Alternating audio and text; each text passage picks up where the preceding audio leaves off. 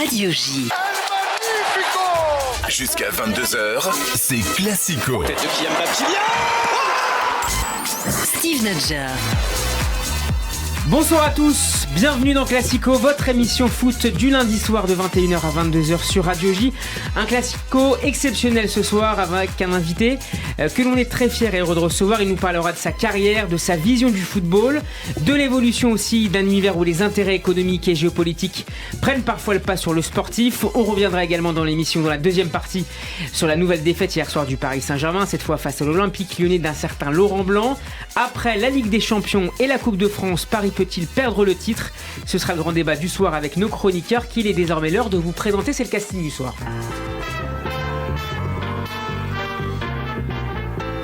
Bonsoir Benjamin Krief. Bonsoir Steve, bonsoir à tous. Comment ça va Benjamin? Bah écoute, magnifique. Ton image forte du week-end sportif? Mon image forte du week-end sportif, bah écoute, la victoire de l'Olympique Lyonnais hier soir. J'étais très heureux pour Laurent Blanc, très heureux pour des joueurs comme Barcola qui sont vivifiants, qui amènent quelque chose. Voilà. Et puis après, heureux de revoir Laurent Blanc. Heureux de revoir Laurent Blanc au parc, heureux de le voir gagner hier soir. Voilà, au-delà de la soirée pathétique qu'on a vécue côté parisien, bah c'était le seul moment de joie de cette soirée. Bonsoir également Alexis Visan. Alexis, bonsoir à tous. Bonsoir à toi et bienvenue. Ton coup de gueule du week-end? Ah non, le coup de gueule du week-end, ça ne pouvait être que le PSG. J'allais penser au coup de cœur qui était Lens, mais le coup de gueule c'est le PSG parce que l'attitude est déplorable. Et ton coup de cœur donc sur Lens? Lens qui vraiment est là pour la deuxième place. On parle du titre, certains parlent du titre parce qu'il y a 6 points de retard, mais en tout cas sur la deuxième place ils sont bel et bien là et ça va être un très beau duel avec Marseille et Monaco que j'enterre pas encore. Bonsoir enfin Alex Darmon, salut. Bonsoir. Alex, ton sourire du week-end sportif? Les tribunes du Paris Saint-Germain quand même, c'est quand même exceptionnel ce qu'elles ont fait hier. J'étais au stade donc j'ai pu le voir, les tifos étaient magnifiques pour les 15 ans du groupe Cassos, Team. Et franchement c'était magnifique et c'est aussi ça le football, donc c'est mon sourire du week-end, c'est le fait que quand tu supportes une équipe tu lâches pas et en tout cas eux on peut rien leur reprocher. On y reviendra tout à l'heure dans la deuxième partie. Notre invité du soir a marqué le paysage du football français, des entraîneurs français ces 20 dernières années. Son image est attachée à un club, Lorient, où il a laissé une trace profonde, à un style de jeu aussi où le collectif prime toujours sur le talent individuel sans pour autant l'écraser, l'annihiler. Bonsoir Christian Gourcuff. Bonsoir. Et bienvenue dans Classico, merci d'avoir accepté notre invitation à l'occasion de la parution d'un livre d'entretien avec Julien Gourbert intitulé Christian Gourcuff, la quête du jeu idéal, un ouvrage publié aux éditions Amphora. C'est une joie de partager avec vous ce moment d'échange. Christian Gourcuff, vous avez toujours une communication assez pondérée, assez limitée pendant votre carrière d'entraîneur, toujours ciblée, sans excès. Est-ce qu'il a été difficile pour vous de vous livrer à Julien Gourbert, le directeur du magazine Vestiaire? Au départ, j'étais pas favorable, donc je m'étais retiré, j'étais très bien comme ça. Et puis il a insisté, et puis après je me suis dit c'était une façon aussi de mettre un point final à la carrière. Et là ça a été assez facile de le faire parce qu'on parle que de foot. Donc, quand ça parle de foot, il n'y a pas de problème. Le problème c'est que souvent la communication autour du foot n'est pas centré sur le jeu, donc c'est ce qui vous gêne moins, évidemment. Et ce qui vous conduit à ne pas intervenir régulièrement dans les médias pour commenter des matchs, pour intervenir, pour livrer votre expertise? Oui, parce que peut-être aussi que j'intéresse pas, parce que je crois savoir, pas. Quand on veut vendre un produit, on est dans ce domaine-là. Maintenant, moi, c'était toute ma carrière, j'ai été concerné par le jeu essentiellement, et dans la communication c'était pareil, donc j'avais rien à vendre. Donc maintenant je m'aperçois aussi les dernières années que pour les conférences de presse, chacun vend son truc. Ça avait aussi perdu beaucoup d'intérêt. Donc voilà, je préfère me concentrer sur mon travail. Alors justement, est-ce que ce souci de partager votre pensée, votre manière, votre regard sur le football, sur une certaine vision du jeu, une philosophie du jeu, c'est quelque chose qui vous importait de partager au cours de votre carrière? Je pense notamment aux conférences de presse. Est-ce que parfois, face à certaines questions de journalistes, vous considériez qu'il y avait assez peu d'intérêt à entretenir un échange parce que vous ne parliez pas de la même chose finalement? Non, je pense que la communication, elle est importante en interne évidemment, parce qu'un entraîneur doit fédérer ses joueurs d'abord, un club, donc il faut aussi qu'il y ait derrière une osmose avec tout un environnement, dirigeants, je dirais même supporters. Et évidemment, pour toucher les spectateurs, les supporters, c'est au travers justement de cette communication. Donc c'est aussi le rôle de l'entraîneur de communiquer, mais au travers justement d'idées de jeu, de moins de vendre des choses comme et c'est le cas bien souvent. Est-ce qu'il vous arrive de rencontrer des supporters encore aujourd'hui, notamment du FC Lorient, qui vous demandent d'analyser la dernière partie de leur équipe, par exemple, de les aider à mieux comprendre une sortie du club? Non, d'abord parce que je suis vraiment retiré, donc j'ai plus de contact direct avec le foot et l'environnement du foot. Mais après, c'est vrai que même par le passé, c'était plus des spectateurs anonymes. Et là-dessus, je pouvais très bien rester discuter avec un amoureux du foot, plus que des groupes de supporters qui sont essentiellement dans la recherche du résultat et un certain fanatisme. Donc ça me plaisait beaucoup moins. Oui. Christian Gourcuff, vous êtes notre invité exceptionnel ce soir dans Classico. Classico est à suivre sur radioj.fr et en vidéo sur Facebook et Twitter. Émission également disponible en vidéo sur la page YouTube de la radio. Classico saison 3 épisode 92, c'est parti. Radio J. Radio J. Jusqu'à 22h, c'est Classico. Radio J. Steve Nadjar.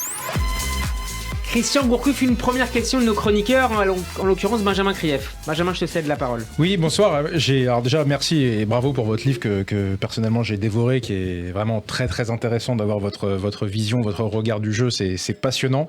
Alors moi, je voudrais, si vous le voulez bien, revenir sur une première phase de votre métier, quand vous racontez ces réunions pédagogique, je ne sais pas si c'est le bon terme, organisé au sein de l'ensemble du club où vous réunissiez... En début de saison. Voilà, alors j'ai compris qu'il y avait plusieurs réunions avec l'ensemble des catégories de joueurs. Je trouve ça extraordinaire. Est-ce que vous pouvez nous raconter comment, ce qui m'intéresse, c'est comment un U13, un U15 perçoit ce que vous essayez de lui inculquer sur le jeu lui-même. Est-ce qu'à cet âge-là, on a déjà cette sensibilité pour s'imprégner de cette finesse tactique que vous essayez de transmettre à l'ensemble des catégories de joueurs du club ? Oui, je crois. Alors après, il faut adapter évidemment le discours. Hein. On ne parle pas à des U13 comme à des pros, mais je pense qu'effectivement, c'était quelque chose qu'on a réussi à Lorient. C'était à une autre époque aussi, hein, parce que justement, les équipes qui sont capables de jouer dans une même conception, dans la même organisation à tous les niveaux, ça n'existe plus. Mais c'était quelque chose qui fédérait tout un club autour d'une idée de jeu et qui lui donnait une identité. C'était assez naturel.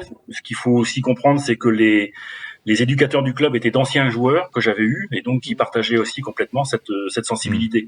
Donc c'était aussi plus facile. Et donc ça créait une unité technique, mais pas simplement que technique, d'ailleurs relationnelle, puisque les U13, ils savaient qu'ils jouaient un petit peu selon les préceptes des pros. Donc c'était aussi une source de motivation. Et c'était je pense que comme je le dis, c'était à une autre époque, hein, ça fait 20 ans, voire 30 ans qu'on faisait ça. Donc c'était maintenant c'est très très difficile parce qu'il y a la notion de temps. Si vous voulez, les entraîneurs restent 2 ans dans un club, ça change. Donc c'est un luxe aujourd'hui le temps. Pouvoir travailler sur le long terme, c'est un luxe pour un entraîneur professionnel. Ah vous regardez un petit peu, regardez les durées de vie des entraîneurs. Je viens de voir qu'il y a encore 2 entraîneurs aujourd'hui qui sont. Et donc c'est plus du tout le même métier, je dirais, parce que on construisait quelque chose, on construisait un club, on construisait une équipe, et ça se construit dans la durée. Donc tout à l'heure vous parliez de communication, et effectivement sur du très court terme, on est dans la communication, ce qui est une forme de manipulation. Alors que le vrai travail d'un technicien, le travail technique, demande nécessairement du temps. Est-ce que du même coup... Non, pardon, Jean, sur le jeu, et pour revenir sur aujourd'hui, ça semble très compliqué de continuer à faire ça. Est-ce qu'aujourd'hui, l'héritier de ça, c'est pas Guardiola avec la Galaxy City, où il essaye d'inculquer un jeu? On avait vu un reportage sur Canal+, notamment, où il y avait un extrait d'un reportage à Troyes. On voyait comment, justement, à Troyes, Bruno Irles, à l'époque, essayait d'implémenter les principes de jeu qui lui venaient du Citigroup. On sait aussi que Red Bull, par exemple, par rapport aux équipes qu'ils ont, ils essayent d'instituer des principes de jeu. Est-ce que c'est pas ça aujourd'hui? C'est des galaxies de clubs?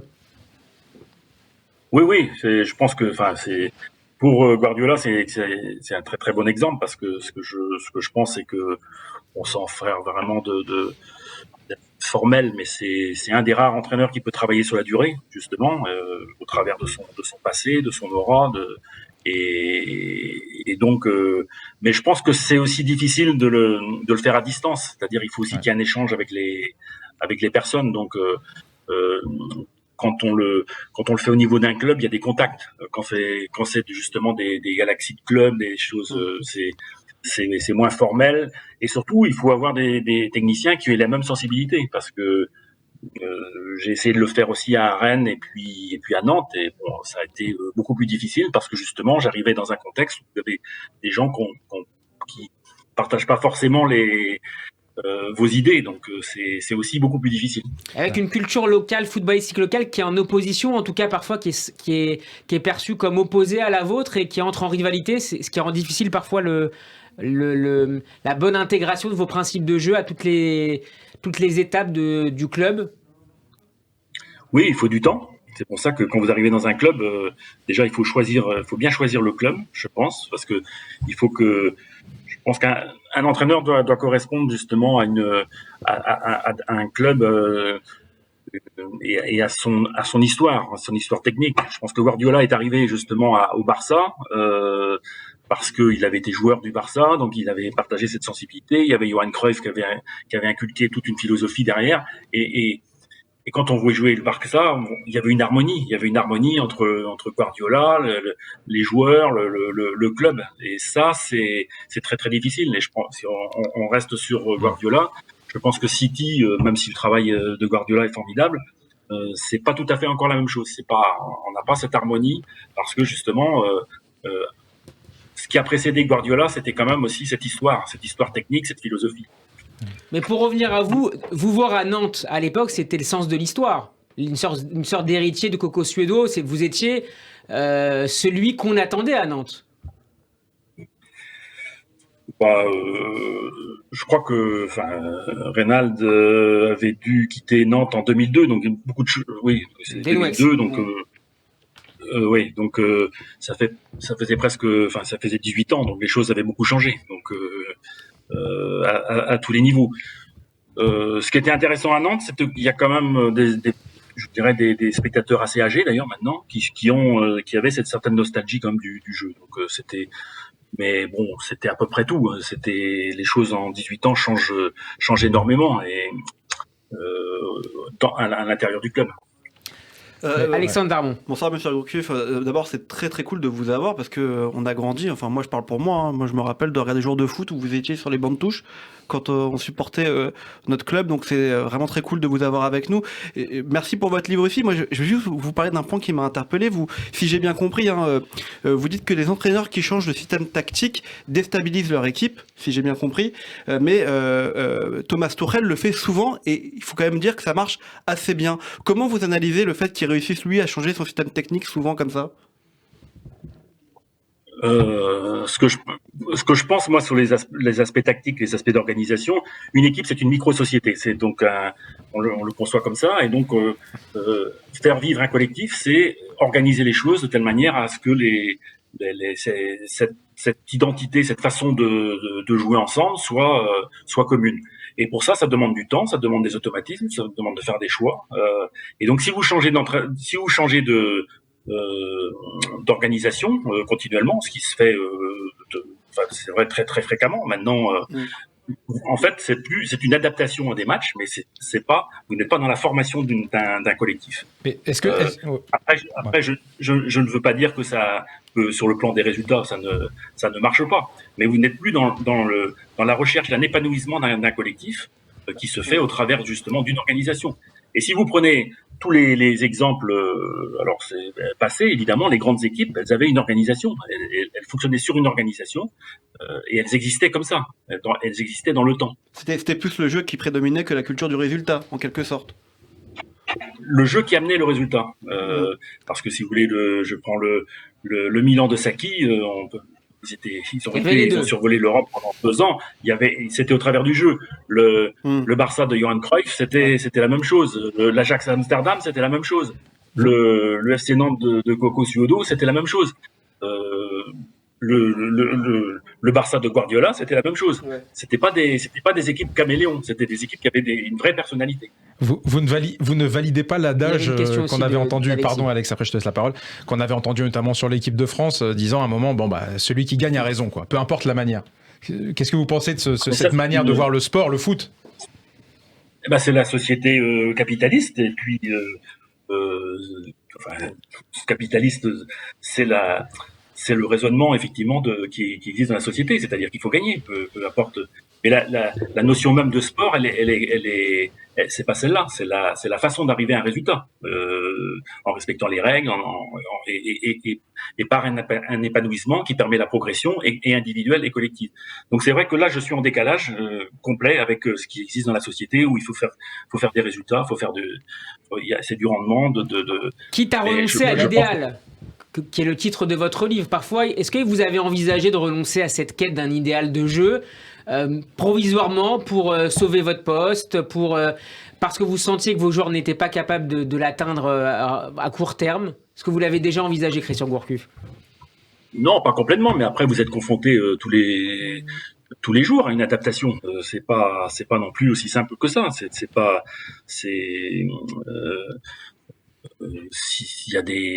Il y a des matchs où il faut on sait très bien que ça va être plus difficile, donc il faut être aussi intelligent dans son adaptation, dans son discours par rapport aussi aux joueurs, à son environnement aussi, donc pas être d'un rigorisme bloqué, mais jamais j'ai renoncé à mon idée du jeu. Une question d'Alexis Vizan. Oui, bonsoir, monsieur Gourcuff. Alors, une question par rapport au jeu, on revient, et par rapport à Guardiola, un peu ce qu'on disait. Comment un entraîneur comme vous, donc adepte du jeu, quand on voit Guardiola qui, avec le Barça justement, commence à créer un poste de faux neuf, et en fait, quand on voit ce type de nouveauté tactique, comment vous, en tant qu'entraîneur professionnel, à ce moment-là, vous le percevez? Alors, je prends l'exemple de Guardiola, mais il y en a eu d'autres, parce que le jeu a évolué depuis 20 ans. Et comment, quelque part, vous essayez d'appliquer ça ou pas? Vous décidez ou pas d'appliquer ces nouveaux préceptes qui sont axés sur le jeu au sein de votre club ou non? Je sais pas si la question était claire, mais... Je pense que oui, disons qu'il y a ce que j'explique aussi dans le livre un petit peu, il y a une organisation, on m'a beaucoup charrié sur le 4-4-2 qui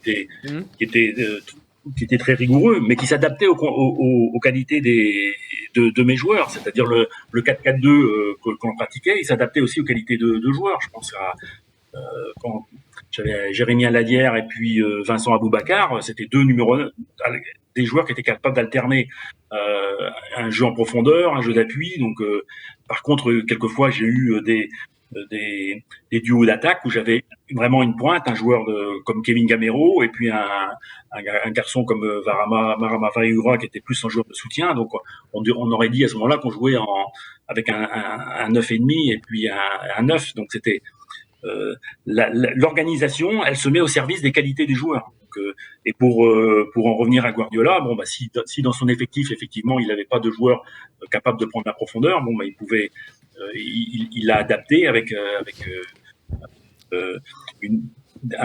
je sais plus d'ailleurs qui était l'attaquant à ce moment-là. C'était à quelle période? À City? Non, quand il sort Messi. Suarez? Non, il y avait Villa, je crois. Il y avait David Villa, ouais, Villa, ouais. Mais voilà, je pense que c'était une adaptation sans renier ses principes aux qualités des joueurs qu'il a à disposition. Et ça, chaque entraîneur, effectivement, il est confronté à ça. Sauf à Comment est-ce que vous, pardon, pour revenir à cela, comment est-ce que vous recrutiez à l'époque les joueurs? Quels étaient les critères au-delà du tarif pour recruter un attaquant, un milieu offensif ou un défenseur axial? Alors déjà à l'époque dont je parle, en tant qu'entraîneur, j'étais consulté dans le recrutement. Je ne faisais pas le recrutement seul évidemment, mais j'étais quand même une pierre angulaire dans la validation d'un recrutement dans des conditions budgétaires qui étaient possibles. Vous regardez maintenant les entraîneurs qui ont vraiment un poids dans le recrutement, ils sont pas légion. Donc je pense que justement Guardiola a beaucoup plus aussi de poids dans le choix des joueurs. Donc, déjà parce que financièrement c'est quand même plus facile pour lui. Et même dans le fonctionnement d'un club, l'entraîneur n'a plus l'impact qu'il pouvait avoir il y a il y a déjà une décennie. Mais qu'est-ce qui a importé pour vous? Tous les entraîneurs, honnêtement, plus aucun entraîneur n'a d'impact dans les choix de transfert, vous pensez? C'est pas aussi clair que ça, mais disons que ça, un entraîneur qui reste 1 an, effectivement, il peut pas très bien avoir un impact vraiment solide sur le recrutement qui va conditionner le club sur une durée de 4-5 ans. Qu'est-ce qui comptait pour vous, Christian Gourcuff? Vous n'avez pas totalement répondu à ma question en termes de recrutement, puisque vous participiez, vous consultiez, vous étiez consulté. Qu'est-ce que vous regardiez ça? Est-ce que c'est la complémentarité attendue de ce joueur-là avec le reste de l'effectif? Des statistiques? Vous parlez de la data, on vous interroge d'ailleurs dans le livre sur la data et son usage, et on va y revenir. Déjà, par rapport à des manques qu'on pouvait avoir en voulant toujours améliorer l'équipe. Donc voilà, on savait très bien que si je parle de Lorient, mais même après avec Rennes, il n'y avait pas un bouleversement de toute l'équipe. Donc c'était un aménagement sur 4-5 joueurs, et donc on essaie déjà de trouver des joueurs à des postes qui convient. Ensuite, il fallait aussi que ces joueurs-là aient des qualités qui s'intègrent dans ce qu'on voulait faire sur le plan, qui est des qualités collectives intéressantes. Et effectivement, après, un troisième point qui est si importante, c'est la complémentarité avec les partenaires. Donc j'en parle un petit peu, notamment sur les joueurs des extérieurs par rapport aux latéraux, les milieux par rapport aux latéraux. Et puis ce qui est essentiel aussi, c'est la mentalité, parce que vous pouvez pas créer un jeu collectif avec des joueurs qui ne sont pas collectifs dans l'attitude. Vous avez été parfois déçu. Est-ce que vous avez parfois parié sur des joueurs dont vous pensiez qu'ils allaient avoir la bonne attitude sur ce point en particulier, et qui se sont avérés toujours sur ce point un peu décevant au fil de la saison? C'est toujours un pari. On croit connaître les joueurs, et puis après dans un contexte, surtout dans une situation où le joueur par exemple est en situation d'échec, ça se dégrade vite. Puis effectivement, on n'a pas de certitude. Je pense que plus on va plus haut dans la hiérarchie des clubs, plus ils ont les moyens justement de se renseigner vraiment sur la mentalité des joueurs. Mais je suis pas persuadé que ce soit un critère qui soit vraiment très très retenu pour le choix des joueurs. Encore un mot sur l'usage de la data avec Alexis. Oui, j'avais une question pour vous du coup, parce que, pour rappel, pour ceux qui ne le savaient pas, vous étiez donc prof de maths à l'origine, en parallèle, et donc adepte du 4-4-2, parce que ça prenait évidemment vous dites régulièrement que c'est le système qui vous semblait le plus adapté pour bien gérer l'espace sur le terrain. La data aujourd'hui est beaucoup utilisée, on en parlait à titre individuel sur les joueurs, mais vous justement, est-ce que vous n'avez pas quelque part, vous dites pas que la data, d'un point de vue collectif et pour optimiser un peu l'organisation de l'équipe, est-ce qu'aujourd'hui avec tout ce qui va se passer, il n'y a pas un regret de vous dire j'aurais aimé avoir ça plus tôt dans une génération qui me convenait mieux et dans un environnement médiatique, on va dire, plus souple, parce qu'il y a des choses qui doivent être exceptionnelles à faire aujourd'hui. Et vous êtes assez critique d'ailleurs dans le livre sur cet usage de la data qui, selon vous, n'apporte pas fondamentalement de grandes avancées. Elle peut accompagner. Peut-être qu'elle est utilisée aujourd'hui, mais je pense que d'un point de vue équipe, et je voulais avoir l'avis de Christian Gourcuff sur ça. On écoute Christian Gourcuff. La data, elle est intéressante. La data, c'est quantitatif. Ça permet de quantifier, et notamment les aspects individuels, mais même sur le plan collectif, on arrive à quantifier les choses. Mais le foot, c'est la quantité. C'est la quantité de passes, la quantité mais c'est surtout la qualité. Et la qualité n'est pas quantifiable. Et donc c'est ça qui est gênant. C'est-à-dire qu'en fait, gênant, heureusement, je dirais, c'est que les data ne retransmettent pas la qualité de relation, notamment dans le timing, dans l'harmonie, Et donc c'est ça qui reste prioritaire dans le jeu collectif. C'est la qualité des choses, des qualités des relations, la qualité du timing. Vous mettez en avant, par exemple, Christian Gourcuff dans le livre, l'idée, par exemple, que tel joueur ait fait 150 passes dans un match ne veut rien dire si la moitié a été faite dans son camp ou vers son gardien. Ça n'a aucune importance. Ben c'était exactement, c'est ça. Bon, la possession de balle, ça dépend où vous la faites. Il y a plein de stats comme ça où la stat en elle-même ne représente rien. Même sur quelque chose qui quand même est intéressant, c'est le volume de course, et l'intensité des courses. Ça dépend comment vous les faites aussi, les courses. C'est-à-dire, vous avez un joueur qui peut faire 4 km de plus, mais s'il les fait de façon idiote, ça aura beaucoup moins d'intérêt qu'un joueur qui court intelligemment. Donc, vous voyez, c'est pas de nier l'intérêt, mais ça reste très relatif. Et le jeu collectif, ça reste quand même la recherche de la qualité au détriment de la quantité. Or, on a inversé les choses. Benjamin. Ouais, moi, sur un autre sujet, j'adorerais avoir votre avis sur les stars. Le groupe, le collectif est au cœur de votre travail, de vos réflexions. Dans votre livre, ça transpire. Donc pour vous, c'est le collectif avant tout. Mais quid des stars ? D'une star dans une équipe. Est-ce qu'on doit se dire à un moment donné qu'on a un joueur particulier qui, lui, peut faire la différence à tout moment, sans faire référence à des clubs actuels, mais on voit bien l'idée. Est-ce qu'on doit accepter de se dire que le collectif doit se mettre au service de cet homme-là qui, lui, va nous faire la différence à tout moment ? Ou est-ce que, quoi qu'il arrive, on doit se dire que personne ne doit être au-dessus du collectif ? Et donc, ça veut dire peut-être qu'à un moment donné, est-ce que on peut avoir une équipe sans star ? Comment on gère une star qui peut faire la différence tout seul à tout moment?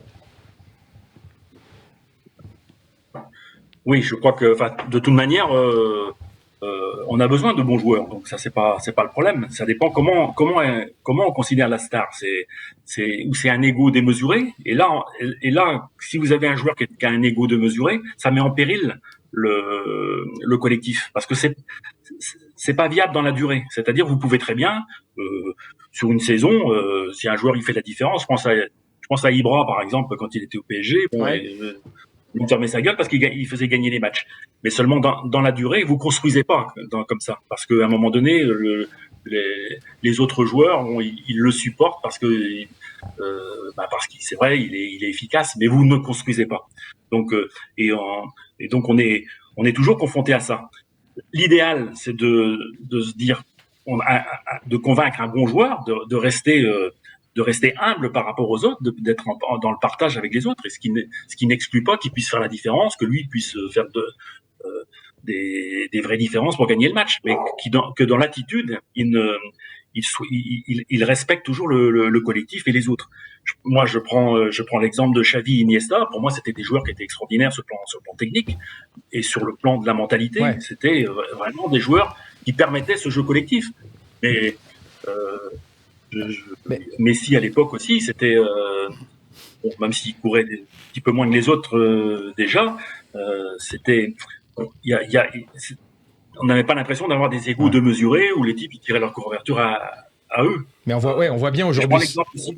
On voit bien aujourd'hui certaines attitudes beaucoup plus individualistes, quoi. Et c'est là où je me dis qu'en tant que coach, ça doit être très difficile de les faire adhérer à notre projet de jeu, comme vous le disiez en préambule, lorsque vous vouliez inculquer comme ça votre doctrine de jeu à l'ensemble du club. Je me dis effectivement, vous prenez l'exemple d'Ibra. Bon, qu'est-ce que donnerait votre réunion estivale de rentrée sur le 4-4-2 avec Ibra dans l'effectif ? Non, mais c'est vraiment... ça vaudrait le détour. Hein. Ouais, comment ça marche ? À côté du 13 et du 15, il y a Ibra. Comment ça marche ? C'est pour ça que je dis que j'ai eu de la chance d'être à Lorient et de pas avoir eu des joueurs. Donc, non, mais c'est un petit peu ça. Et ça s'est accentué. Ça s'accentue parce que il y a la presse, il y a les supporters, il y a tout un environnement qui est justement contraire à cet esprit collectif. C'est ce que j'explique aussi, et que moi je suis bien content d'avoir arrêté parce que je suis en décalage par rapport à ça, et que donc j'ai été dans un petit club à Lorient où comme c'était un petit club, on m'a pas trop emmerdé, donc j'ai pu faire ce que je voulais, puis avec des joueurs qui partageaient cette idée, voilà. Mais je donne pas des leçons aux autres. C'est pas, effectivement, si vous avez des joueurs, je me mets pas à la place de Galtier actuellement. Ça, c'est évident. Alors justement, puisque vous parlez de collectif et de Lorient, je résiste pas au fait de vous poser la question. Vous parlez de deux types de systèmes dans votre entraînement, un qui est basé sur le collectif à la récupération et un autre, si je me trompe pas, qui se base d'abord sur les individualités. Comment vous placez-vous l'équipe de Lorient entraînée par Régis Lebris? Plutôt sur une récupération collective avec un gros milieu à 5 ou une somme d'individualités comme le fait à Bergel ou même Favre qui vient d'arriver? Parce qu'il propose quand même un jeu assez novateur, Lorient, en ce moment.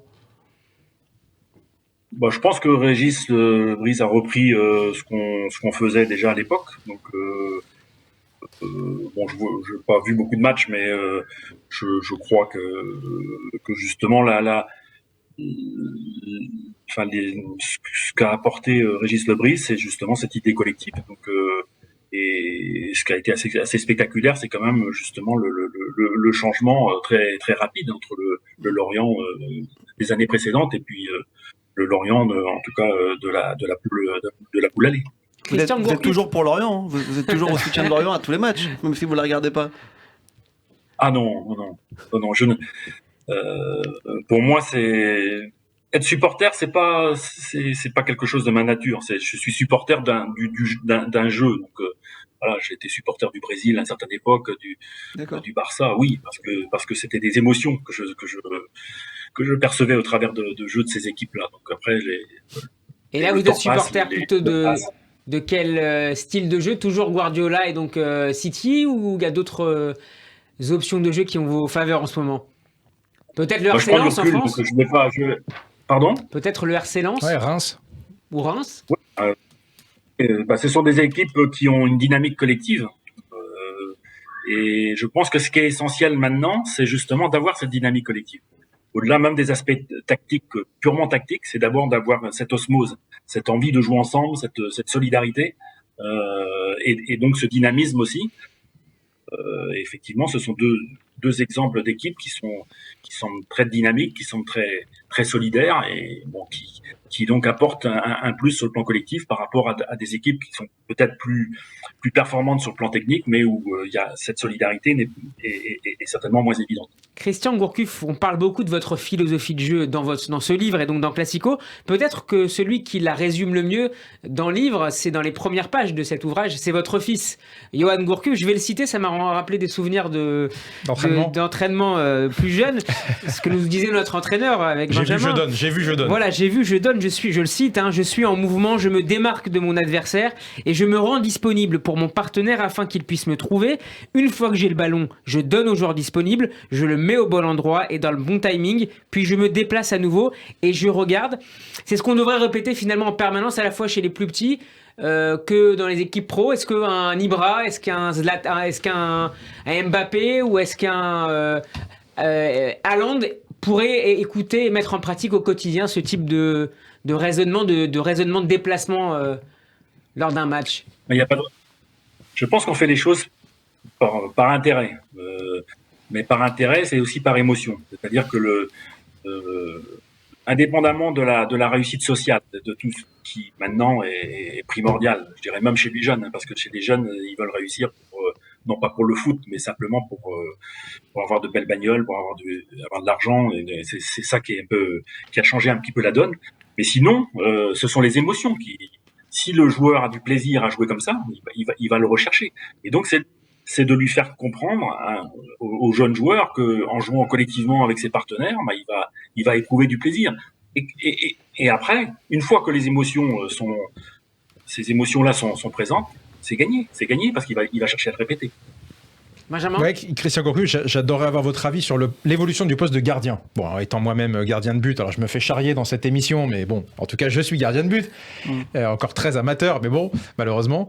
Comment vous voyez l'évolution du poste? Aujourd'hui, c'est devenu un joueur à part entière. On voit Marseille avec Paul Lopez, on voit évidemment avec Guardiola et Ederson, on voit Alisson à Liverpool et plein d'autres. C'est le premier relanceur. Ou Neuer. On voit que c'est. J'ai l'impression aujourd'hui qu'on demande à un gardien d'être davantage fort avec ses pieds qu'avec ses mains. Comment vous voyez un peu cette évolution du poste? Il vaut mieux quand même qu'il se débrouille avec les mains, mais c'est vrai que les choses ont été beaucoup modifiées. Quand on pense que dans les années 80, les gardiens avaient sur une passe en retrait avaient le droit de prendre à la main. Ah, c'est vrai, ça. Vous voyez tout le changement qu'il y a pu avoir quand même en 40 ans, quoi. C'est incroyable quand on y pense maintenant. Et donc l'évolution, effectivement, s'est fait vers la recherche du jeu, de la qualité dans le jeu au pied d'un gardien. C'est très difficile maintenant de relancer de derrière si vous avez un gardien qui n'a pas ces qualités-là de relance, quoi. Ça vous handicape. C'est pas impossible, mais ça vous handicape quand même très nettement. Maintenant, il y a en plus la règle sur les dégagements de 6 mètres qui permet donc de partir plus court aussi. Donc dans mes équipes, parce qu'on avait une défense qui jouait haut, donc je demandais aux gardiens de jouer très avancé, et donc ça nécessitait aussi d'avoir cette qualité balle au pied. Et effectivement, maintenant, c'est vrai pour toutes les équipes. La qualité de relance du gardien au pied, c'est fondamental. Et notamment dans le jeu long, si vous avez un gardien qui a une relance longue, Ouais. C'est aussi intéressant justement pour casser une ligne. On a vu Ederson à donc, City qui peut faire les deux, qui n'hésite pas parfois à balancer, ça a fait but parfois, ouais. Et surtout aussi qualité du gardien. Oui. Oui. Allez, Christian, conclue. Non, sur je dis la recherche de la passe longue. Moi, j'avais à Rennes un garçon qui a une excellente passe longue. C'était Benoît Costil ça devenait presque tactique parce qu'il était capable sur une passe longue d'éliminer, de trouver un joueur à 50 mètres. C'était pas de balancer, et c'était vraiment tactiquement quelque chose qui était très très intéressant. La qualité de on va écouter un son sur lequel je voudrais faire réagir Christian Gourcuff. Vous parliez de la qualité du jeu de pied des gardiens et qui est d'autant plus importante que le pressing adverse fait fort. Je voudrais vous faire réagir à ce qu'a dit hier soir Laurent Blanc après le match contre le Paris Saint-Germain au micro de Prime Video à propos du pressing de ses joueurs justement sur la défense parisienne. On l'écoute. Je leur avais dit de ne pas presser trop haut, parce qu'on sait que si tu presses trop haut, d'abord tu utilises beaucoup d'énergie, et puis deux, tu n'es pas très efficace. Donc on avait prévu de les presser juste sur des phases arrêtées, c'est-à-dire les 6 mètres, et après de les presser en zone moyenne, et pour les obliger à jouer sur les côtés. Car ce soir, comme on jouait pratiquement avec le même système, on était piston contre piston. Et eux, ils avaient 2 bons pistons, mais nous, on avait 2 bons pistons ce soir aussi. Votre réaction, Christian Gourcuff, je ne sais pas si vous avez vu le match hier entre le Paris Saint-Germain et Lyon. Non. Non, mais bon, c'est des choix. Effectivement, le pressing tout terrain, ça a des limites aussi sur le plan athlétique. On pourrait toujours le fait d'avoir un replacement médian, ça permet d'avoir un bloc plus compact. Ça a le désavantage de laisser repartir les premières relances, mais bon, voilà, c'est des choix qui me semblent pour jouer contre le PSG qui sont réalistes. Oui. Quelles sont les failles tactiques de ce Paris Saint-Germain ? Les failles tactiques, je peux pas. Le problème de ces équipes, c'est nous avec Lorient, quand on jouait contre les PSG à l'époque déjà, qui n'était peut-être pas le PSG de maintenant, mais enfin c'était l'OM, c'était un peu pareil. Ça peut être des failles justement collectives dans le collectif, dans la confiance. C'est-à-dire que si vous troublez la confiance, si vous trouvez le collectif avec des joueurs qui sont pas forcément enclins à défendre ensemble, si vous créez le doute, vous les mettez en difficulté. C'est le scénario un petit peu classique, c'est d'abord de faire douter et puis ensuite prendre les affaires en main pour avoir un collectif plus fort que cette équipe. Et collectif, c'est avant qu'il soit technique, c'est déjà sur le plan mental. Alexis. Oui, en 98, vous avez failli signer au PSG à l'époque Charles Bietri, donc juste après la victoire de la France en Coupe du Monde. Est-ce que c'est un regret pour vous que ça se soit pas fait, puisque à l'époque le PSG, donc Bietri voulait remonter une grosse équipe après la fin de la période de Niso et sur la base du modèle nantais. Est-ce que c'est un regret que ça se soit pas fait pour vous ? Non, alors d'abord, j'ai pas failli signer au PSG. J'ai eu des contacts avec Bietri, qui était assez encourageant. Maintenant, la direction de Canal n'a pas donné suite. Donc voilà, il y a pas eu vraiment. J'ai pas eu juste le stylo à signer. C'était pas comme ça. Mais effectivement, donc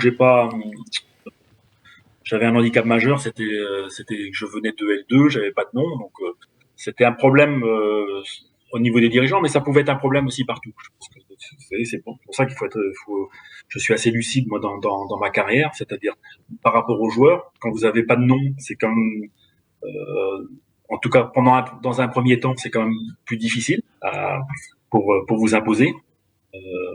Donc ça aurait été un obstacle. Et puis après, même par rapport au public, j'ai aucun regret là-dessus sur ma carrière en général et sur le peu de contacts que j'ai eu. Est-ce que vous décrivez sur le fait d'avoir un nom et pour que ça entende des joueurs, est-ce que c'est quelque chose que vous avez ressenti justement quand vous êtes arrivé à Rennes après Lorient sur la difficulté de mettre en place votre schéma? La première fois, oui, bien sûr. Ah oui, la première fois, situation très difficile justement par rapport à ça. Donc, effectivement, on était en plein là-dedans. Donc, il faut une acceptation. Si vous arrivez avec vos idées et puis que vous voulez, parce que j'avais signé 5 ans, donc c'était un projet à long terme. J'arrivais pour mes idées. Si là vous avez un groupe qui est pas réceptif et qui au contraire est plutôt sur la défensive, ça devient très compliqué. Donc vous avez une saison à gérer. Bon. Est-ce que vous avez un cas en particulier à nous raconter? Oui, de blocage, de situation, oui. Non, enfin c'était de façon générale, c'était une saison un peu chaotique au niveau des résultats, mais aussi au niveau des relations, effectivement. Quand je suis revenu après en 2016, c'était quand même très différent. À propos du nom justement de l'entraîneur, est-ce que si on revient à la situation du Paris Saint-Germain, est-ce que la direction du Paris Saint-Germain aujourd'hui aurait intérêt par exemple à faire revenir un ancien joueur, on parle de Thiago Motta, quelqu'un qui a une légitimité suffisamment forte pour pouvoir imposer sa philosophie de jeu, ses choix à son groupe? Est-ce que c'est quelque chose qui peut être important pour une direction, selon vous, Christian Gourcuff? Je pense que pour un club comme ça, ça c'est vrai à tous les niveaux, mais avec une adaptation bien sûr, c'est capital.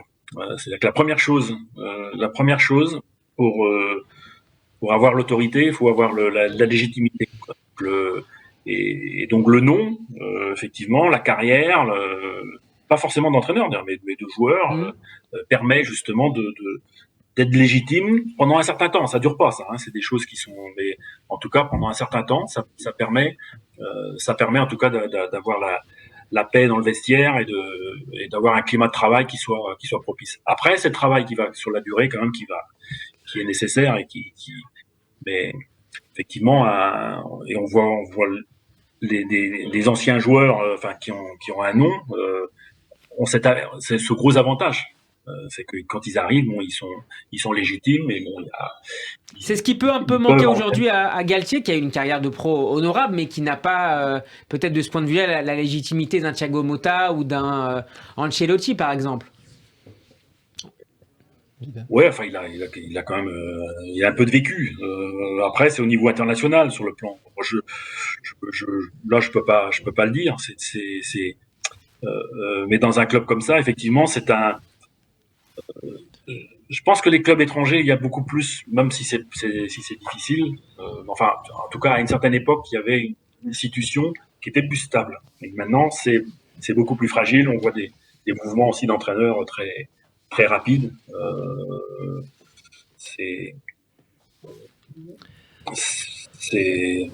Enfin, on voit avec Nagelsmann, par exemple. Ouais. Il venait pour du long terme, au bout d'un an. Sans savoir vraiment ce qui s'est passé, mais bon, je perçois les choses. Je pense qu'il y avait pas une adhésion complète non plus à son discours de la part des joueurs. Donc on peut lire qu'on le trouvait parfois trop arrogant. Est-ce que c'est lié aussi au fait qu'il n'ait pas eu une grande carrière qui pouvait asseoir finalement cette forme d'autoritarisme qu'il affichait? Est-ce qu'il y a un lien entre les deux? Après, il y a des problèmes de personnalité, mais le fait justement qu'il soit jeune, qu'il ait pas pas vécu comme joueur ou même comme entraîneur, pouvait justement je veux dire, on pouvait le percevoir plus arrogant, effectivement, qu'un joueur qui a un peu de bouteille, qu'une personne comme Ancelotti, par exemple, qui est plus rond, qui a plus d'expérience, et donc qui va être aussi de façon naturelle plus respecté. Alexis. Oui, j'avais une autre question sur les nombreux joueurs que vous avez entraînés. Est-ce qu'il y en a où vous vous êtes dit, lui va se diriger vers la carrière d'entraîneur ou lui fera un bon entraîneur? Et si oui, est-ce que vous avez 2-3 noms à donner de joueurs qui vous semblaient comprendre mieux le jeu? Non, je pense qu'il y a beaucoup de joueurs que j'ai connus, surtout à Lorient, qui avaient cette sensibilité de foot. C'est pour ça aussi que ça fonctionnait bien. Donc après, je pense que maintenant, pour faire une carrière d'entraîneur, c'est vraiment une question de circonstances, de réseau, parce que il y a des lobbies qui placent les entraîneurs. Donc et vous pouvez très bien être éducateur de qualité, mais rester chez les jeunes, et puis certains passer chez les pros, mais il n'y a pas de relation forcément de valeur. Je veux dire, c'est une question de circonstances, d'opportunités, de réseau. Mais c'est vrai que j'ai beaucoup quand même d'anciens joueurs de Lorient qui sont d'éducateurs. Alors après, à certains niveaux, parce qu'il y a eu une réflexion aussi dans le jeu, je pense, à un certain moment dans la carrière. Ou qui peuvent être d'ailleurs peut-être des consultants aussi pour expliquer certains choix, certaines décisions aussi des joueurs sur le terrain, parce que vous les avez éduqués à ce regard sur le football aussi, j'imagine. Oui, enfin ça c'est ailleurs aussi, ils ont le droit de réfléchir, mais il y a des. Non, mais il y a une sensibilité. Non, c'est vrai, bon, consultant c'est encore autre chose, hein, parce que là on s'adresse, comme je l'ai dit tout à l'heure, on n'est pas dans la formation, on n'est pas dans le jeu, on est dans le commentaire, donc c'est même un travail qui est différent. Mais des éducateurs, oui, il y en a eu beaucoup d'anciens joueurs de Lorient. Pour terminer, Christian Gourcuff, je voudrais qu'on revienne à la préface que consacre votre fils Yoann Gourcuff à ce livre. Il aborde notamment la question de la relation père-fils, entraîneur-joueur, loin d'être toujours simple malgré d'évidents moments de complicité. Il évoque notamment ces périodes où vous avez été adversaire lorsqu'il était l'une des grandes stars de Bordeaux puis de Lyon. Je le cite, « Je vivais ces matchs comme une souffrance intérieure. D'un côté, je voulais tout faire, bien sûr, pour que mon équipe soit la plus performante possible, mais d'un autre, je craignais en quelque sorte de lui faire mal. » Il parle de vous. En d'autres termes, je n'avais pas envie de perdre, mais pas envie de le voir perdre non plus. C'est ce que vous ressentiez aussi, Christian Gourcuff? Ah bah oui, de toute façon, on l'imagine très bien, hein, quand même. C'est pas difficile à imaginer là, tous les émotions contraires parce que justement le foot le résultat a tellement d'importance que pendant ces matchs c'était un calvaire, de le vivre, et encore plus pour lui qui était sur le terrain, parce que moi à la limite quand le match était parti, je pouvais pas agir complètement si j'avais les changements, j'avais des choix peut-être à faire, mais pas comme un joueur qui est sur le terrain. Donc c'est des moments très difficiles. Ouais. Et il évoque aussi la période où vous l'avez entraîné, et c'était pas toujours forcément très simple, notamment à Rennes en l'occurrence. Je le cite toujours, même si j'appréciais ces séances, je savais où il voulait en venir, j'en partageais à la fois le sens et la sensibilité. Je n'étais plus en capacité de pouvoir m'entraîner à l'intensité, à la fréquence qu'il demandait. Souvent, je me sentais au bord de la rupture, obligé de lever le pied si je voulais conserver une chance d'arriver jusqu'au match sans retourner à l'infirmerie. D'où une certaine frustration pour lui comme pour moi. Je sais que cette situation l'affectait aussi. C'est une période qui a été difficile pour vous à gérer par rapport à lui, par rapport à votre joueur, par rapport à votre fils, mais aussi par rapport au groupe? Non, pas par rapport au groupe. Hein. Je dirais à Rennes, c'était un contexte qui était très particulier et qui permettait de le faire. Je l'aurais pas fait n'importe où. Là, je l'avais fait parce que c'était à la demande du club et notamment du président Ruello. Donc les choses étaient assez claires. Avec les joueurs, d'une façon générale, ça a été bien admis. Donc il y avait pas j'ai pas senti de problème particulier. Bon, effectivement, le souci dont on fait allusion à Yoann, c'est que cette année-là, il a été souvent blessé et donc il était toujours à la limite de la rupture. Donc c'était complexe. C'était complexe pour lui, c'était complexe pour moi. Et on était dans la gestion. Bon, heureusement, on fonctionnait avec intelligence avec le médecin, mais ça a été difficile pour lui, pour moi, de toujours être j'aurais voulu qu'il s'entraîne plus fort. Après, il y avait cette notion de blessure, donc c'était compliqué. C'est dont il fait allusion, et je pense que pour lui aussi c'était difficile parce qu'il aurait voulu en faire plus aussi peut-être pour moi, mais c'était pas possible. Merci beaucoup Christian Gourcuff d'avoir été avec nous Merci beaucoup. pendant cette heure dans Classico. Je rappelle et je conseille très vivement la lecture de votre dernier livre d'entretien avec Julien Gourbert, Christian Gourcuff, La quête du jeu idéal, une publication Amphora en collaboration avec Vestiaire. Merci encore infiniment et à très bientôt dans Classico. Merci. Au revoir. Bonne fin de soirée. Au revoir. Radio J. Jusqu'à 22h, c'est Classico. Steve Nadjar. La dernière partie de Classico. Messieurs, d'abord un petit commentaire sur cette petite heure d'entretien avec Christian Gourcuff. Un bonheur. Un bonheur de parler avec un technicien, un tacticien, un amoureux du jeu comme ça, c'est rare. Bah, t'as quand même Alex toutes les semaines devant toi. Justement, tu vois, là c'était un peu mieux avec Christian Gourcuff, un vrai coach quoi. Donc non, c'était un vrai bonheur. On aurait pu parler pendant 3 heures avec lui comme ça. Mais il faut y aller, puis il a autre chose à faire. Donc voilà. Alex et Alexis. Non, hyper intéressant effectivement. Et puis c'est, comme on l'a dit, c'est toujours un plaisir d'avoir aussi le regard des professionnels du terrain, vraiment du vrai, pas celui pas du les lundi amateurs. Soir.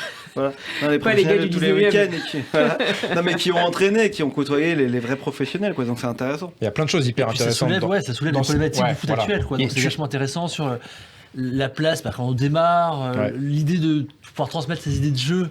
Enfin, c'est un vrai idéalisme, qui est très rare. Ouais, et du coup, cet idéalisme, je crois qu'il je sais pas s'il reconnaît le bon terme, mais il reconnaît que dans le foot actuel, ou si on veut parler des gros clubs, son modèle n'est pas transposable. Il le dit, il l'a quasiment dit.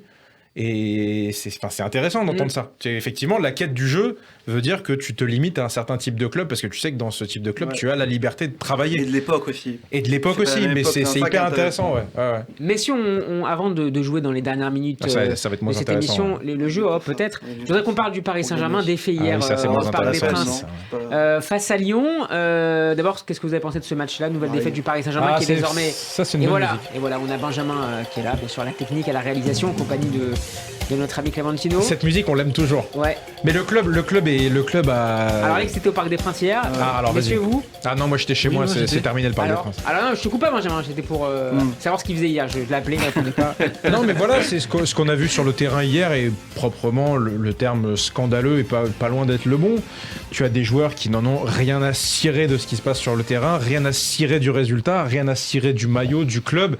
Ce sont des personnalités qui font mal au club. Sincèrement, quand je vois Campos descendre des tribunes pour se rapprocher du couloir au moment de la main, c'est des gens qui font du mal au club, vraiment. Ça, je suis pas d'accord. Il y a surtout un vrai problème d'effectif. Le comportement Lionel Messi. Oui, les joueurs sur le terrain, oui, mais Campos, il est dans son rôle. Après qu'on aime pas. Moi, je trouve que taper sur Messi, c'est un peu facile, c'est un peu la figure de proue. J'ai pas tapé que sur Messi, je tape sur un ensemble. Mais je trouve que l'effectif, il est mal monté, c'est-à-dire que il n'y avait pas de changement à faire, c'était terrible. Mais quand on voit la liste des salaires transmis par l'équipe, qu'on voit que Solaire gagne le même salaire qu'Alexis Sanchez, il y a un problème. Parce que Solaire, il n'a rien fait, que je sache. Ils n'ont pas le même âge. Mais c'est pas question d'âge. Sanchez, ils se sont trompés sur le mercato, indépendamment. On parle beaucoup de Messi, mais il y a... Non, mais ils se sont trompés sur le mercato. Oui, bien sûr qu'ils se sont trompés sur le mercato, mais faut être honnête, Messi, il n'a pas envie de jouer au PSG.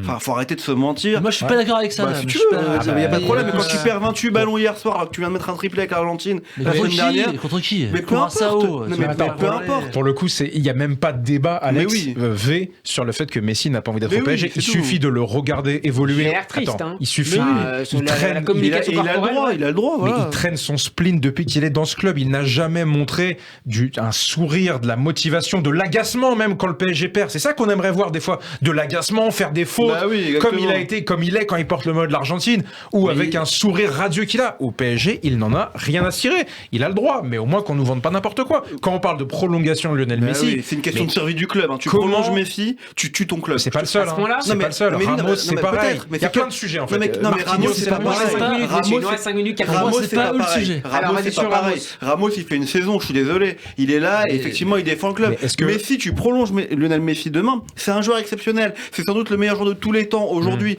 Mais il n'a Il a rien pas à envie faire. d'être là. Il a pas envie Mais d'être oui, il au a pas envie PSG. d'être là, Et évidemment. donc, tu prolonges Messi Je suis demain. désolé, je suis pas d'accord avec vous. Bon, Allez, bah, explique écoutez, alors, mais juste, argumente, je termine. Quel message t'envoies aux joueurs, aux autres joueurs qui vont être recrutés si tu prolonges Messi demain? En fait, c'est l'individualité par rapport au collectif. Laisse Alors, Alex Alexis- nous expliquer qu'en fait Alexis va Messi nous est donner heureux sa d'être vision. là. Alors vas-y. Non, mais moi je suis pas d'accord. On parle beaucoup de Messi parce que c'est Messi, mais je pense que le problème du PSG n'est pas là. Mais c'est pas la question, Ça est-ce aurait été que Messi- intéressant de poser la question à Christian Groves de savoir comment lui voyait le PSG Ah, jouer mais avec les trois raconte-nous devant. pourquoi toi tu dis que Ouais. Messi Bah ouais. n'est pas un problème ou est heureux d'être là, il faut pas taper sur lui. Explique-nous. Mais heureux d'être là ou pas heureux d'être là, je pense pas. Messi il a jamais été expansif, même au Barça. Barça, faux, hein. Quand ils font la remontada contre Liverpool, j'ai pas trouvé qu'il avait une tête d'enterrement. Non, mais là, Avec l'Argentine, oui, c'est le pays, mais là, c'est il pas sort pareil. immédiatement. Est-ce que Mais son pour moi, c'est apport pas est ça le sujet. positif? Son apport est Pour Pour moi, positif, bénéfique pour le club. Hier, on voyait bien que dans les contacts, il n'y était pas. On voyait bien qu'il voulait pas se faire mal. On peut pas, on peut critiquer sur ça. Du Parc des Princes, c'était visible que il avait pas envie de se prendre un coup. Clairement. Donc c'est grave, quand même. C'est Bah, flagrant. ouais. Oui, non mais. Mais est-ce que c'est C'est un pas grave, joueur mais c'est qu'on a pas ça le recruté pour problème. la Ligue 1? Est-ce qu'il est là pour Voilà. la Ligue 1? Peut-être qu'il est là Le pour la sujet, Ligue des c'est pas Champions, ça. la Ligue des Champions est terminée. Non, mais tu C'est ce qu'a dit un peu Laurent Blanc hier. poses la bonne question. Merci à Comme toi. t'es présentateur, c'est bien. C'est bien. Mais lui, comme les autres, ils ne sont pas là pour gagner. Ils sont là uniquement pour le projet marketing du club. On le sait, on l'a compris. mais Non, là mais c'est pas pour la vrai. Ligue des Il y en a- Champions. il y en a Et qui Ligue sont des bons. Champions. Non, mais Messi, je suis désolé, il a raison. Messi, il est là pour le projet marketing du Mais club. c'est pas le seul, Et hein. pour se faire une fin de Mais si carrière. c'est un mec- Ligue des mais Champions. si c'est un mec Bien qui sûr aime que le c'est pas le foot. seul, sauf que lui, il a le niveau normalement Mais- pour. mais si pour c'est un faire mec tout qui le aime le monde. foot. On ne va pas vous mettre d'accord, c'est donc Non, l'heure de non. jouer. Radio J. Ladies and gentlemen. Let's get ready to rumble. Classico. Ah, je suis en colère. Je suis en colère, il est en colère. Monsieur, on va parler d'attaquants ce soir pour jouer, pour terminer cette émission Classico. On va parler d'attaquants. L'ancien Strasbourgeois Ludovic Ayor, qui est l'une des belles sensations de la Mayence. deuxième partie de saison en Bundesliga. Il faut attendre la question. Avec déjà 3 buts en 10 matchs. Mayence, c'est un Sous solide. quelle couleur joue l'attaquant? Mayence, Tu l'as on déjà savait dit, tous. ah, bah, il a dit en C'est pas moi le premier. point, excuse-moi. Ah ben, C'est pour Benjamin. Ah bah, bien sûr. En Bundesliga, où les attaquants français cartonnent, 3 des 5 meilleurs buteurs du championnat sont des internationaux. Lesquels, messieurs? Colomboigny. Tu rames. Colomboigny. Alors, il m'en faut 3. Tu rames. Pléa. Tu rames. Pléa. Alors, Pléa pour toi. Ouais. Il en faut 3. Tu rames. Nkunku. Nkunku, ouais. Ouais. Tu rames. Nkunku. Attends, il en faut 3. Vous faites chacun. Pléa, Ah, pardon. Nkunku, Colomboigny. Ok. Pléa. Pléa, Alassane vas-y, Pléa, vas-y. Alassane Ah, Pléa. il connaît pas. Oui, non, je connais, mais il est encore meilleur buteur. Là, tu veux dire aujourd'hui, cette année? Oui, Il y a pas à l'heure aussi. Bundesliga. Sébastien à l'heure. Il n'est pas français. Il est pas français. Il n'est pas international français. Donc Il y voit rien. Nkunku, Ah bah Coman, Colomboigny, Coman. Alors, Nkunku, Colomboigny et Coman. Non, mais c'est honteux. En fait, j'ai plus rien à jouer, ils ont pris mes joueurs à chaque fois. c'est pas ça change. Quoi, ça change? Change, c'est pas ça, il se c'est pas trompe. Pléa non plus. Hein. Alors, c'est Non, pas mais il y a Pléa non Coman, plus. il y a Colomboigny. Eh non. Il y a pas Colomboigny. Colomboigny, Nkunku Ouais. et Diaby. non. Quel il va. joue? Il joue. Il joue? Il reste 30 Si je vous le dis, c'est vrai, vous Ouais, avez trouvé. ouais, Si ouais. tu veux. Il a un papa, il a des frères. Thuram, je t'ai dit. Tu n'as pas dit Thuram. Tu te fous de moi, je t'ai dit. Il a dit, J'ai il a dit dit Pléa. Thuram. Oui, J'ai mais t'as dit dit Thuram. Pléa. Oui, mais t'as ajouté Coman. Non, j'ai dit Donc, Thuram. je redonne Tu le rigoles truc, ou quoi? Il l'a dit. Attendez, merci. Donc, Thuram, Ça, c'est bien de Colomboigny se faire plaisir. et Nkunku avec 12 buts chacun. Quel international français, il nous reste 2 minutes, a fait son retour ce week-end après plus de 9 mois d'absence? On n'est plus en Bundesliga. Ah, bah c'est pas clair. Quel international français a fait son retour ce week-end après plus de 7 mois? Kanté, N'Golo. N'Golo Kanté, c'est le point pour Alexis. Quel est le meilleur buteur du top 5 européen en 2023, toutes compétitions confondues? Haaland. Haaland. Bah, Mbappé, moi, je dirais. Osimhen. Osimhen. Oh. Mbappé, tu dis toi? C'est Osimhen. aucun des trois, c'est incroyable. Ah ouais? Marcus Rashford, 16 buts. Ah ouais. Quel est le premier français à ce classement? Alexandre, tu as Mbappé. 0 point. Bah. Mbappé pour à ma droite. Depuis en 2023. En Toutes 2023. Ah, compétitions 2023. confondues. 2023. Colomboigny. Colomboigny. Ah non, non, attends, 2023. Mbappé. Alexis, c'est Mbappé. facile. Mbappé. Giroud. Eh non, messieurs, il a marqué 3 buts ce week-end. Vous suivez pas le championnat. Ok, Karim Benzema. Newcastle Ah, affrontait putain. hier après-midi Manchester United. Combien de buts l'une des plus grandes légendes du club, Alan Shearer, a-t-il marqué dans sa carrière contre les Red Devils? Ah, contre les Red Devils. Eh oui, Vicieux, attends. toi. En combien de matchs? 35 matchs. En 35 matchs. je dirais Oh là là. 16, Ouais, faut aller 22. 22, 25. Les 3, vous êtes au-dessus, c'est 10. Bah, Terem ça va, Moffi, t'as dit quoi? Non. Terem Moffi, magnifique. Il a marqué Terem- hier. Terem Moffi a été à nouveau décisif avec Nice ce week-end. Quel Lorient. est le dernier joueur nigérian à avoir marqué Osimhen. 16 buts lors d'une saison en Ligue 1? Osimhen. Il l'a dit. Ikpeba. Taribo, ouais. Victor Ikpeba en Taribo. 97. 98, dernière question, elle vaut double, mais c'est très beau. Il y a 2 partout. Hein. Ah, je sais. Celui qui gagne Alex, ce point. il joue, là, Il est il est éliminé. Darmon. Il est éliminé. Autre attaquant très en réussite cette saison, Loïs Openda. Le Ouais. Lensois Ouais. en est déjà à 15 buts. Ouais. Personne, mais je le dis bien personne, Ouais. n'a jamais fait aussi bien au RC Lens depuis un certain Tony Virel. Drobniak. Drobniak. J'ai tout vérifié, j'étais voir les fiches C'est Drobniak, il y a eu Drobniak. Alors, vas-y. Non, c'est pas trop bien. Dis. Vagnuelois, Non, le Boya. ça c'est magnifique. Roger Boli, 93, Ah beau. 94, avec 20 réalisations. Ah beau. Qui était à la 4ème place de ce classement? Celui qui trouve ce point, il est à Cannes. 93 à 80. 93, Il est à 94, Cannes. Quoi, il est à Cannes. Il joue à Cannes. Ah, il jouait à Cannes à l'époque. Franck Ouais. Priou. Franck Priou, c'est génial. let's go, C'est bah, magique. attends. Franck Priou, messieurs, merci beau. beaucoup Finit d'avoir été là-dessus. avec nous. Ah, On c'est finit, beau. c'est Alex, c'est magnifique, beau. Franck Priou, qu'on embrasse. Classico on qui l'adore. sera de retour dans 2 semaines avec un invité Qui fait Pessard. exceptionnel. Ah bon, qui On donne le nom? Ouais. Daniel Riolo sera avec nous. Messieurs, dames, bonne soirée sur Radio J. Tout de suite, Cyril Sarah Cohen, puis à venir à vous. Radio J.